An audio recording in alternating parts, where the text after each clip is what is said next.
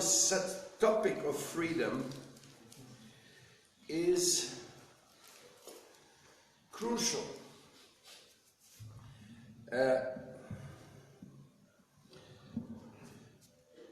If somebody does not recognize your right and need for freedom, he doesn't recognize you as a valid partner in the spaceship cosmos.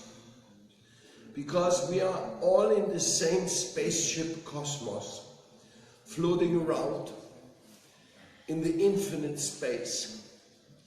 And each and every one of us, as we were born, we have a right and a duty to look after our own well-being. That is what you also could call the search for happiness.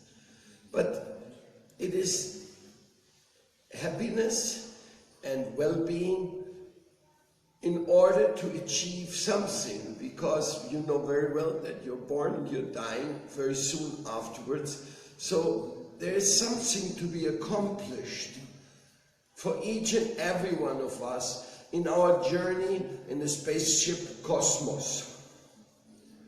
And that right is of each and every living entity in that proportion which divine destiny has given to him.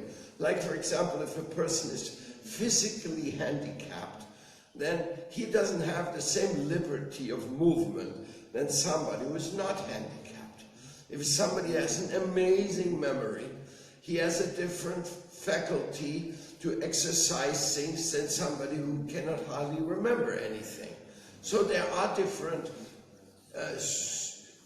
temporary conditions of actions and reactions, which we may call karmas, which define, facilitate, or restrict our liberty to a certain degree. But nevertheless, even an ant is moving on its own impulse, following and obeying what his legs want to traverse. In other words, the ant goes where the ant wants to go. Even though there's a great discipline amongst ants, they're working together in big projects like building ant hills and things like that. But still, each ant moves by itself. What consciousness that ant has to obey the pattern of community project, that we don't really know, but any ant could just walk out of the crowd and go into the world by himself. Who would stop him? Who would restrict the ant of doing so? But this is the way. There is a certain feature in community, and that feature of community is worth to be studied deeply, but it should not restrict our freedom, because if it does so, it minimizes us to be some kind of zombie-like, unconscious being under the manipulation of somebody else. And I don't think anybody really aspires for that. So let us come back to the essential point of freedom. Freedom is the choice upon reflecting upon circumstances to go the one way or the other, to do the one thing or the other, to say the one thing or the other, or to shut up. All these options are there. This is the exercise of freedom. Now, we see that freedom is finding its limitation in the voluntary restriction. This is a very interesting aspect of freedom, and it has also a lot to do with how we approach the infinite. Because if you approach the infinite in a challenging mood, saying, "Hey, Mr. Infinite, reveal yourself right now to me, or I will just ignore you and do other things just for nonsense, for my selfish ideas," most likely he will not get any answer to his challenge.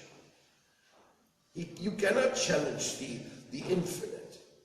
You cannot challenge people in their own freedom. So the infinite has a freedom to reveal itself to anybody the infinite wants to reveal. Just like you cannot oblige any other person to speak his mind. Tell me what's on your mind. Tell me what you feel. I'm not saying nothing. Not to you. I may reveal my mind to somebody I love, but to you, when you say, "Tell me what's on your mind," you have no entry to my mind.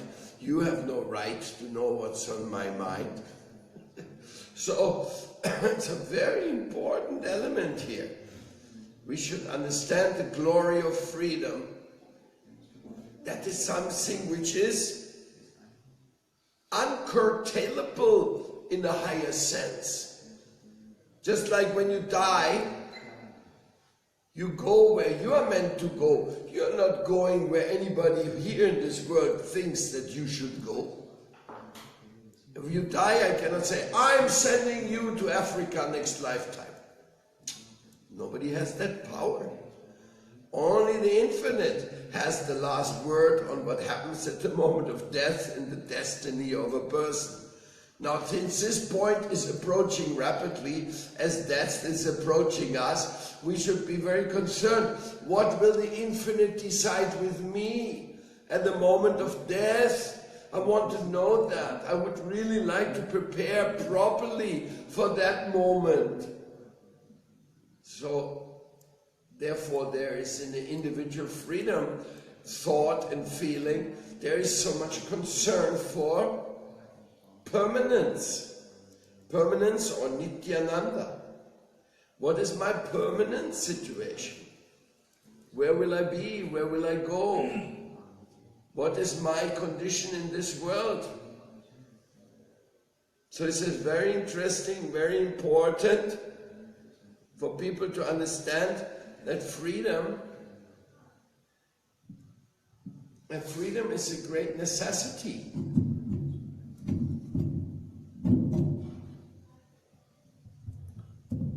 Freedom is a great necessity for exercising happily your duty on your own path. And your duty is before the infinite and before yourself.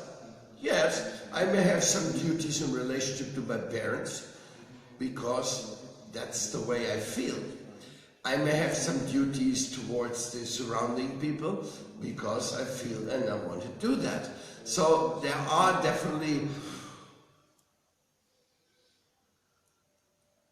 situations where my freedom is going to be restricted, and that we're going to study next. But it is my freedom to restrict my freedom. Like sex is a very attractive feature of life. By the hormones, it has been created to be that way. So sexual attraction is very strong. But if you engage in sex, you also restrict your freedom. Because you're getting involved with other people. And the other people or the partner, and possibly the child. So that is a great restriction on your freedom. If you have a child, by your heart and by law, you will be obliged to look after this child. So maybe you had the freedom to travel anywhere in the world. Now when you have a little baby, that is very restricted. You can't do the same thing you did before. So then you must say, well, I had sex because I wanted, and this child came because I wanted. Maybe I didn't want it so much. Maybe I was more interested in the sex than in wanting to have a child. But there's the child. So maybe whatever strength was there in your own willpower, now by the destiny you have a child and you can't deny it. It's karmically related to you. A child is karmically related to father and mother. And whatever they do or they do not do, that will have repercussion on their spiritual development, on their mission in life. So, therefore, sex is so easy. But then comes the commitment of a lifetime. And that is what people do not really embrace wholeheartedly nowadays. That's why there's so many single mothers. And some single fathers also. But so many single, this child only has me because the other partner maybe died or disappeared or is irresponsible. But still, if I'm the father or the mother, even a single parent, you have double. The restriction on your freedom has become double because you get the father and the mother restriction on your shoulders. So it's not an easy thing to deal with, even though sex life only takes 5 minutes and then it's over. But the impact is there for a lifetime. Whoever is your child is marked as your child, will be remembered as your child, even when he's 50 years old. Many old grandmothers, they're reaching almost 100, and they have children which are like 75, and they still, oh, this is my son. This old guy is my son. So there is a bondage. The parenthood is a bondage in life.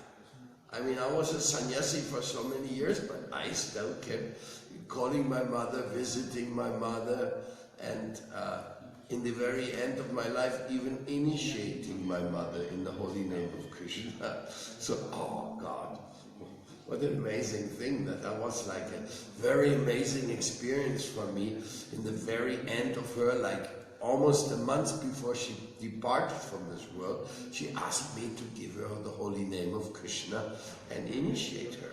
And I called her Vrindavan Vilasini. So, this is special, but separate from that, the ties in the family are there. They're like written in your heart. And this is also something desirable.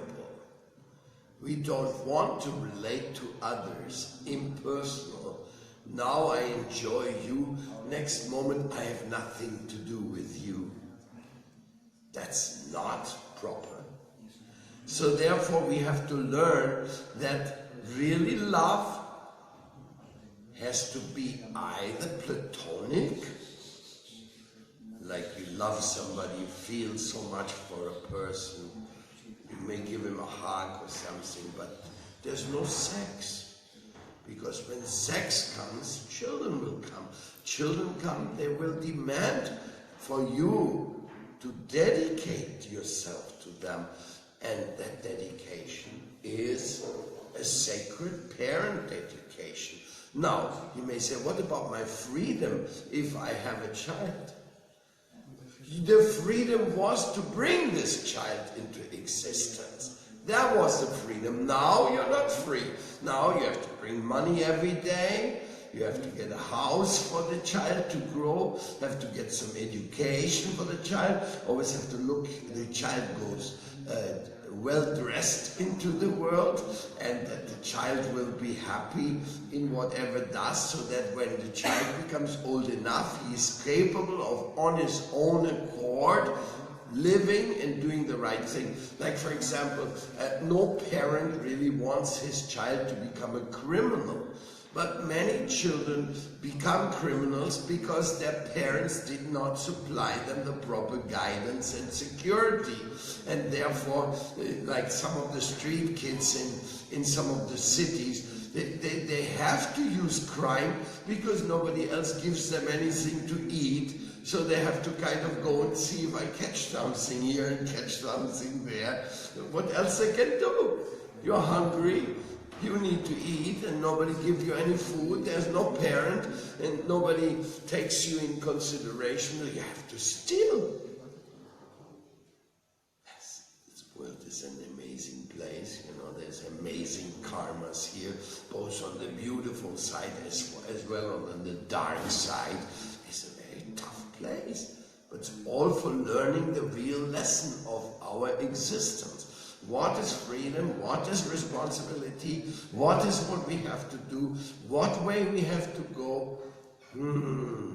Now, I give you a few other examples. Let's say you have a work as a pilot. Well, are you free to do what you want? No, my dear. As a pilot, every move you do has to be precise. Why pilot? Every car driver is held responsible when he has that steering wheel amongst his hands. So then he's becoming responsible for the people in the car and outside. So he has to always look, hey, a dog! He has to brake.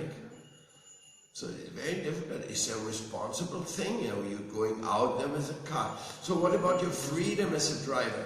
Shut up! You have no freedom, you have to look!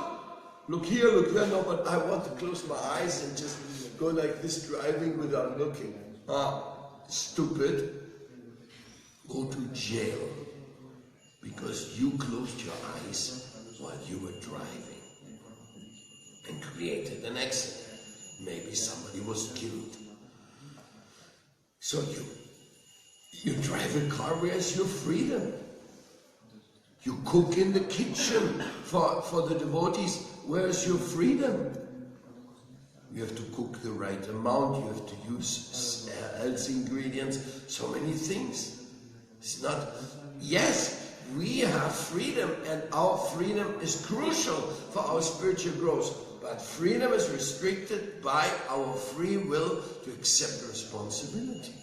Like if you accept the responsibility of getting in the car or flying this plane, then you are responsible for that. This plane will take off proper and land also proper. As much as it in your influence, because sometimes plane crashes without the fault of the pilot.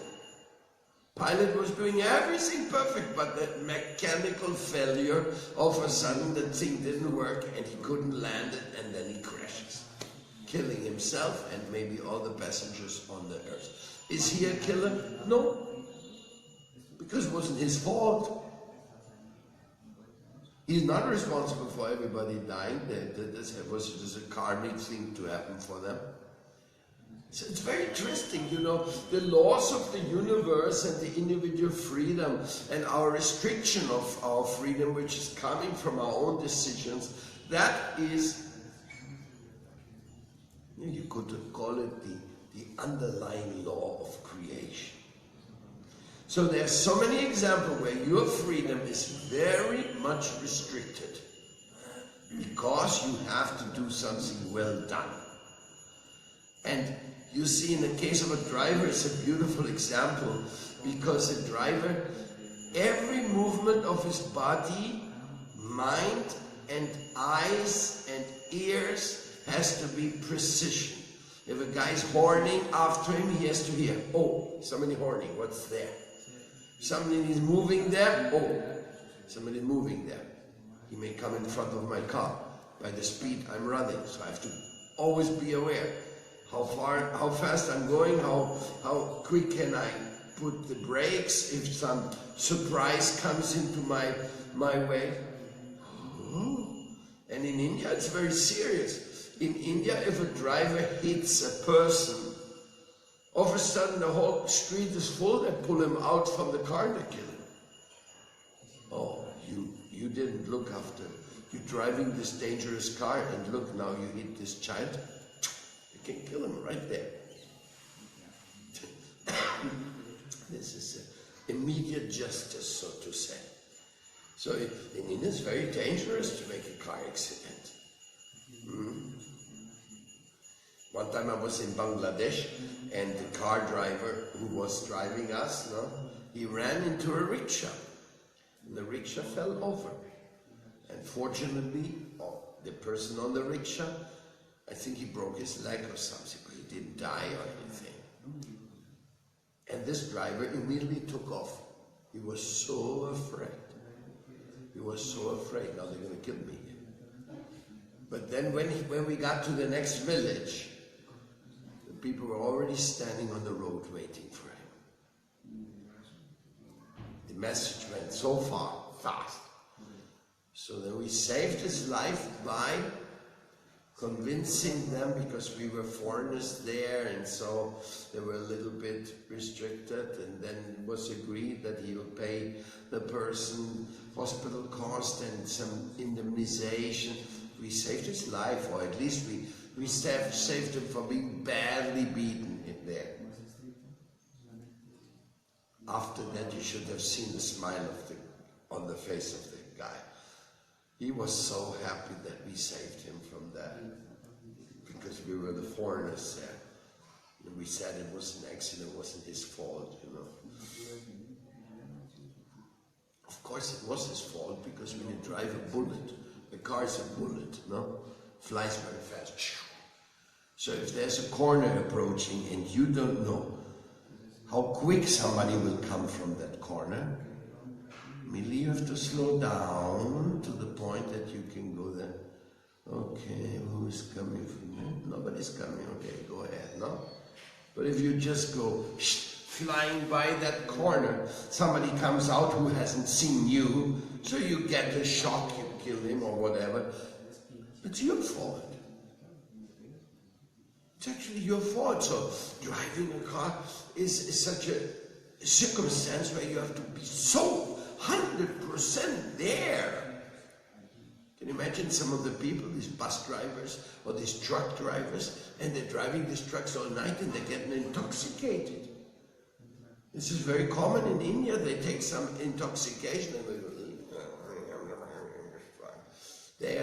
that's why there's so many truck accidents in India on the road. You always see the trucks accidented on the highway. So this is a side issue, but the point is freedom.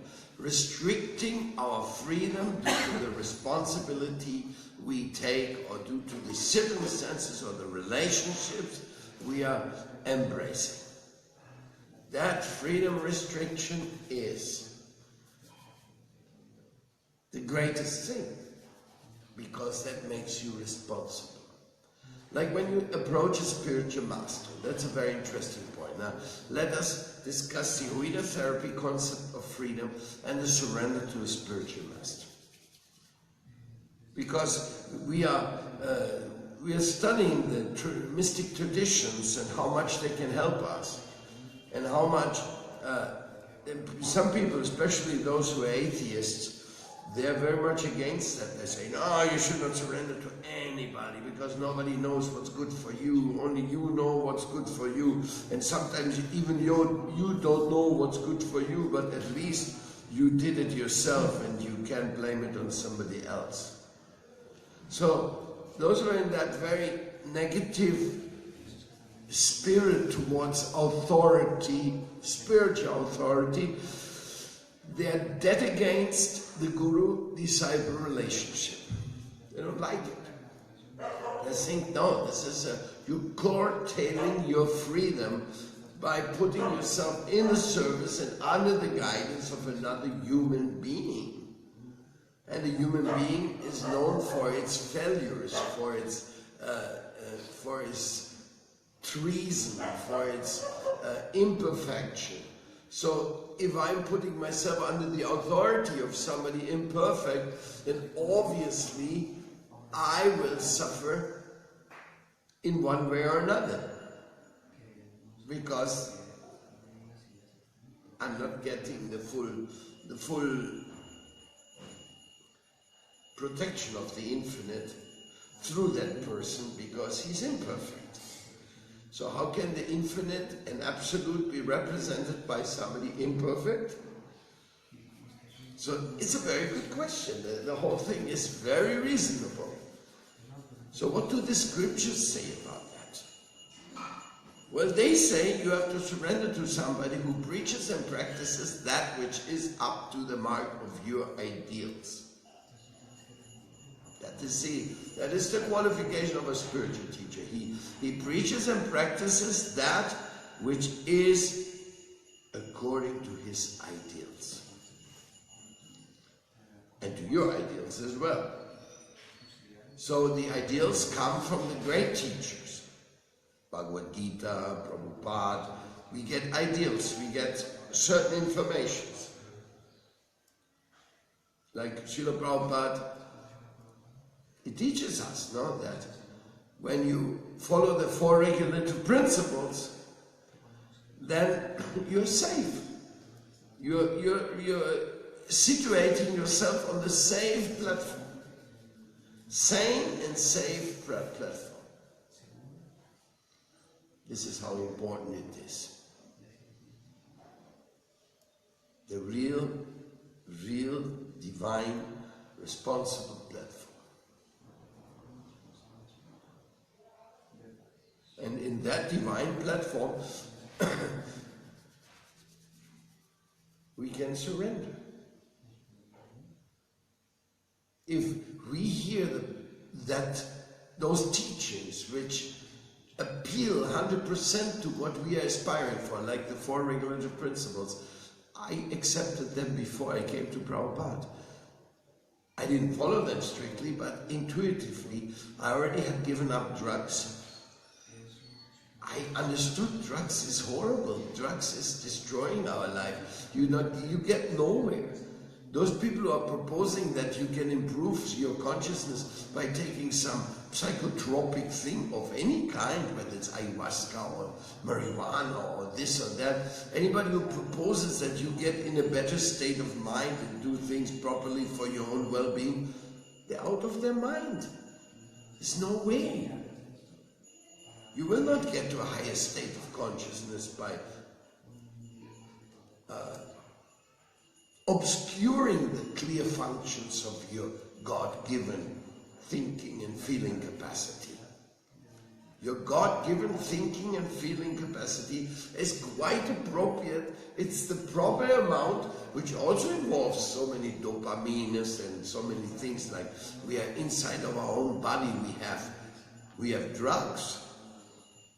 For example, when you faint, then something is released in your brain, like the pain becomes so unbearable, all of a sudden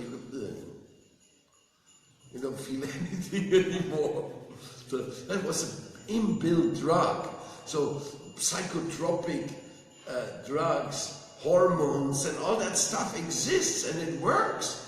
But the appropriate mind and feeling, your thinking and feeling ability, God-given, inbuilt in your system, is the appropriate one for you to get the right measures and the right decisions taken. Whereas when you're under drugs, you are not capable to be normal and have the faculties to decide things in an appropriate way. You're not. Anybody who flies an airplane, he has to take a drug test all the time. They want to make sure he's not on drugs. Otherwise, how can we let a guy fly a plane with many people inside if he took the last night he was taking crack? It is suicidal, or is like an assassination to the passengers if you let such a person fly. Or drive, or lead a family, leave alone, drive a car. What about driving or leading a family?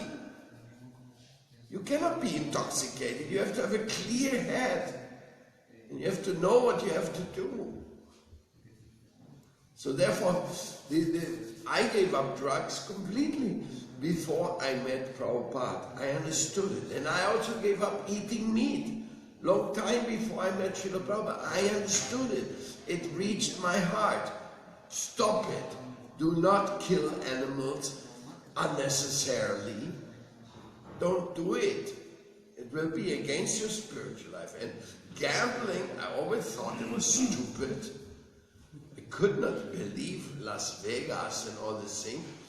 I mean, we are all a little bit in competition spirit, so competition spirit, sports are also some kind of gambling, and not always so nice, but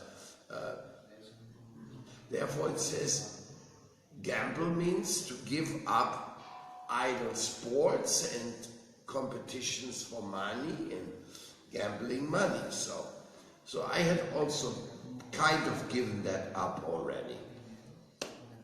So only thing what was missing to give up illicit sex life. And that was no question for me. I would never want to make a woman pregnant in this world and leave her in some miserable situation. Even when I was a communist, I didn't want to have children. Because I was thinking, how can I put a child in this miserable world? Of course, I had no spiritual dimension at that time of my own conception, but I saw the world was just too miserable. I said, I don't want to be responsible for putting a child into this world to suffer. And as a communist, I was pretty atheistic, so it wasn't a spiritual, thing which motivated me to say I don't want to have children. It was my own inner responsibility call. You can't be responsible for the sufferings of somebody else. Later in the spiritual consciousness, I could understand the person may suffer in this world, but he can also learn incredible things, so therefore producing children is justifiable. We are not telling our devotee parents, please don't bring children into this world is too terrible. No, we don't say that. We welcome these beautiful children, but then we have the responsibility to organize proper schooling for them. And that means freedom schooling, Ueda therapy schooling, faith education. Otherwise, if you send the children to a fundamentalistic school or to a materialistic school, then you are torturing your child. You're not providing your child any foundation for happiness in life. Anyhow, it's all in the hands of God. But for me that was clear, that you don't want to put any trouble into a woman's life. You may have some friends which you like a lot, but putting somebody in trouble, never. And not putting a person in trouble means no procreation. Or you get married and take care of the person. I was never married, so I never came to that level of decision making. Now I have to be responsible for these kids, like I described previously, slavery of parenthood. So, parents, drivers, pilots, everybody restricts his freedom by his choice. There are more examples than that. It goes into more areas. Like sometimes a friend comes to you and says, I want to have trust in you. I will give you some secret information which is very important for me, but you cannot tell anybody else. I keep it to you as my trusted friend. So then you may say yes, or you may say no. If you say yes, I will keep it confidential, but then you make a breach of trust and you tell everybody what he gave you in confidence, then your freedom is there. You can do it. Even though I said to you I won't do it, I can still do it. You have the freedom, but then you'll be responsible. You will be considered a non-trustworthy person, or the person said, you promised me not to say. Okay, I promised to restrict my freedom of speech. Yes, you did. Yeah, but I didn't.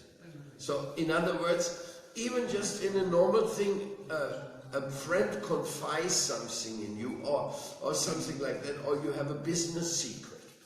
Sometimes you work in a company, and you have certain business secrets which you know in order to work in the company, but you're not supposed to tell this to anybody. Otherwise you become a spy. Like in this world we know the case of the spies. The spies means the double life, hypocrisy. I say something, but then I do something else. So this is the difficulty here in the world with the freedom. What is the freedom of the spy? The freedom of the spy is that he lives a lie. And then he has to be responsible for the lies. And some people are double spies. They spy for the one side and they spy for the other side, take money from the two, and then later all of them want to kill him.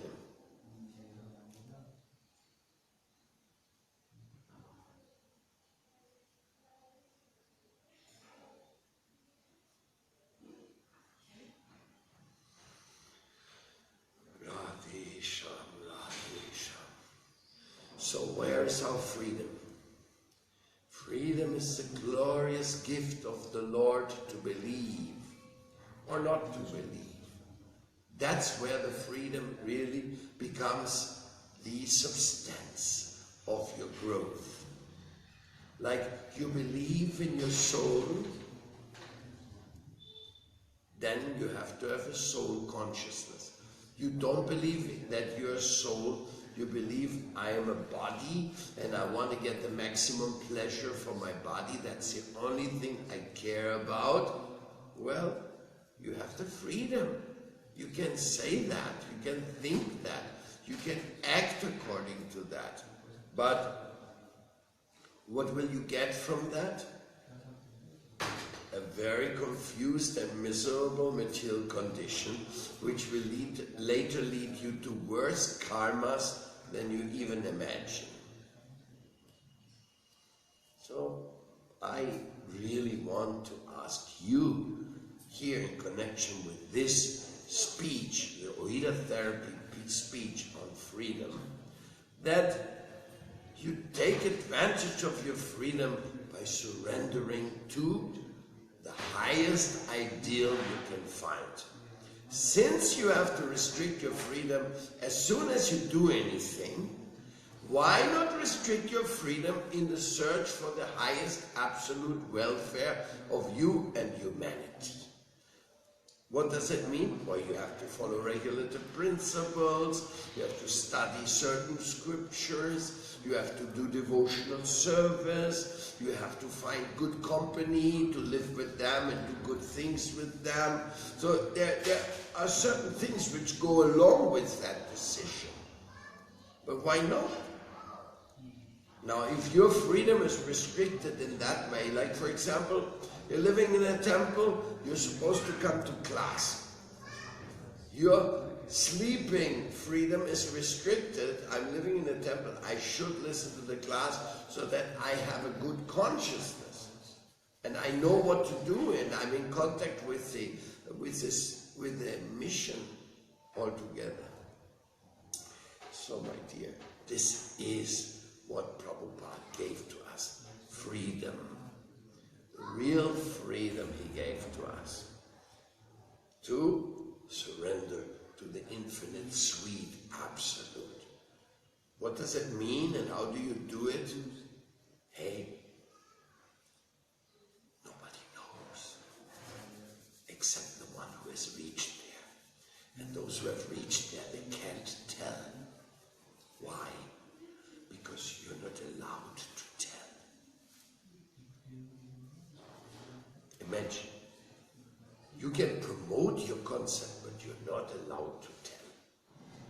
Nobody's allowed to tell, well, I reached Krishna already, so you guys come over to my side and do what I say. The Guru will not do that. The Guru himself will not say, I reached. He always would say, I'm the servant of the servant of the servant of the Absolute. I'm trying to be a servant. But, so therefore, those who reach to the highest, they are not allowed to tell that they're reached. So you have to go by your ideals. You have to surrender according to your own understanding. And when your ideal is very low, you may do something low. Give you an example. When I first became a vegetarian, I thought vegetarianism is the greatest discovery and greatest of all wisdom understandings. So I also talked to many people. I started a vegetarian organization in a way because I wanted to help others. But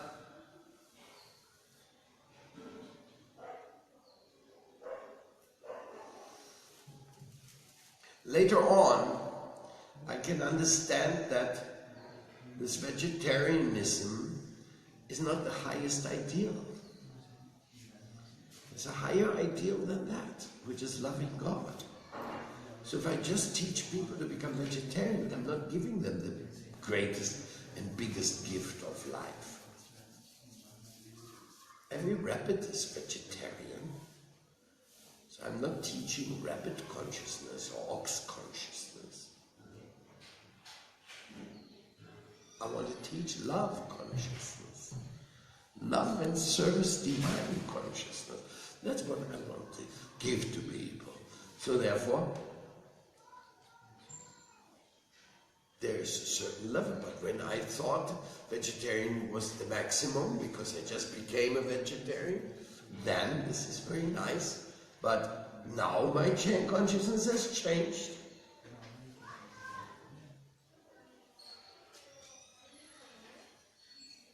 Even I became a kind of a fanatic vegetarian. Of course, I still feel that vegetarianism is definitely the key ingredient for being healthy and living appropriately and not accumulating negative karmas here. I still feel the same way, but I also know that not everybody has reached there and he still may be a great person. So we should work together with all those people on the different levels of consciousness. Now if they invite me to eat and they all eat meat, and of course I'm not eating meat, then I may feel a little awkward and they may feel a little awkward. I would not start eating meat to make anybody happy or sad.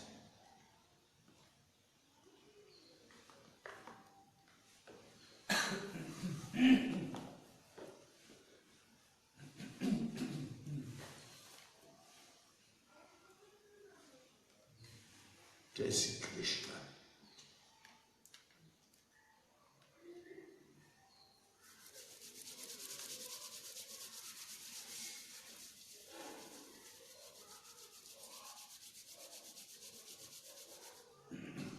Now understand that a person in his evolution, he may not have come to the point of being a vegetarian, but he is a very good person looking for the upliftment of himself and the people around him. And God knows how to enlighten him. That's his business. I will recommend to him to be a vegetarian anyway, but I will not reject him because he's not. That is the point, that's a key point, that freedom is there. Also freedom is to be a vegetarian or not to be a vegetarian is also a freedom. Of course, to make a slaughterhouse and contaminating a river, that freedom should not be given to anybody. Because how they can destroy a river with all these kind of things, that's impossible. Should be restricted by law and by action, individual. But I should not restrict the person because he's still smoking marijuana.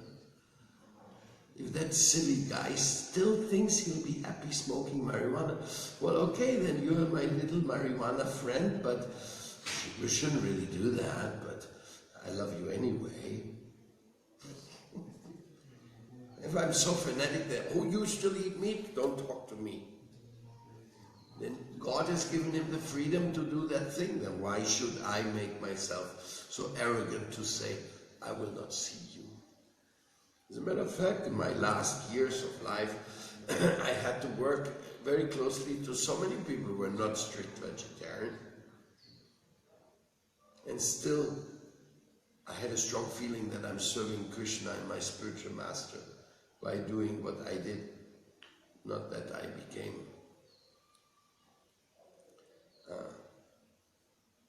vulnerable to their type of eating so that I lose my own standards.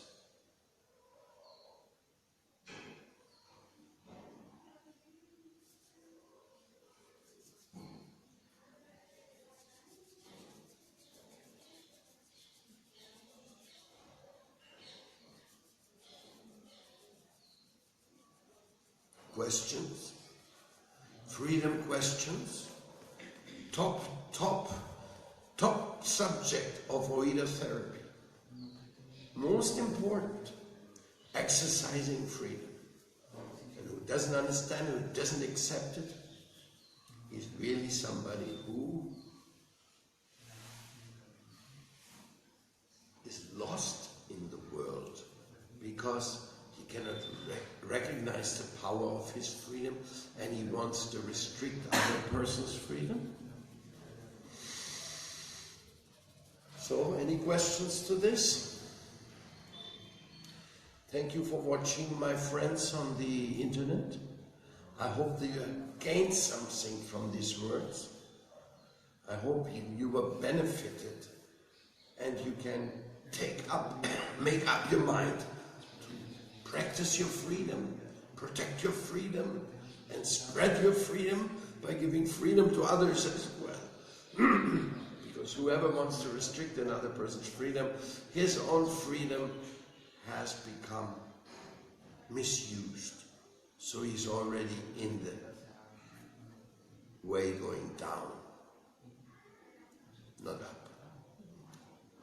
Hare Krishna. Any questions from you guys?